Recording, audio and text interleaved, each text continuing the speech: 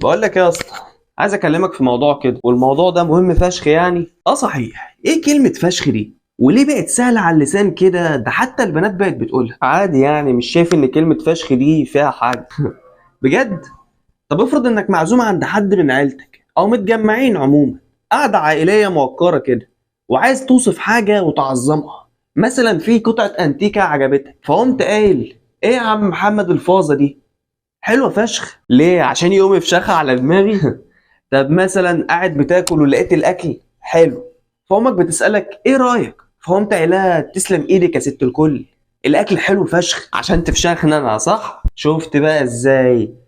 الكلمة مش سيئة، بس الأكيد إننا ما نتعودش عليها ونشوفها عادية، لأن بمجرد إنها انصاغت في المجتمع فبالتبعية البنات هتقولها وهتتقال في الشارع وفي المدرسة وهتبان عادية في ذهن الناس، وهنسمعها في أفلام وأغاني عادي برضه، فهتندرج في كلامنا ورسميا بقت كلمة عادية ومتثبتة في القاموس بتاعنا. هي فعلا بقت تحل محل كلمة قوي أو جدا. اصل الكارثه في ايه بقى؟ انهم لو كانوا بيتراوشنوا زمان، اللي هو هاتها من التسعينات وانت جاي، كان اخرهم في الصياعه كام كلمه كده، منهم مثلا كلمه موت، يعني الفيلم ده جامد موت، او كلمه بس ياه اشتريت بنطلون جامد بس، او كلمه هبل، يعني بص شوف كده العربيه دي جامده هبل، او كلمه اخر حاجه، الخروجه اللي احنا خرجناها دي حلوه اخر حاجه، او كلمه طحن مثلا، اللي هو انت كده روش طحن يعني.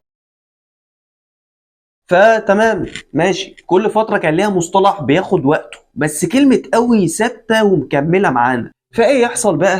بقينا شايفينها عادية، فعايزين نطور كلامنا ونبرز المعنى اللي عايزين نوصله بأحسن صورة، فبقينا بنقول فشخ.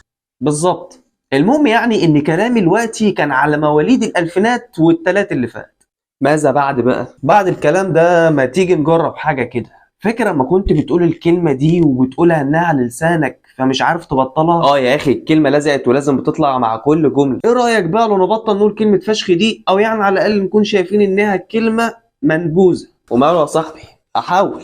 وعلى العموم يعني كلامك منطقي وعجبني، عظمة فشخ.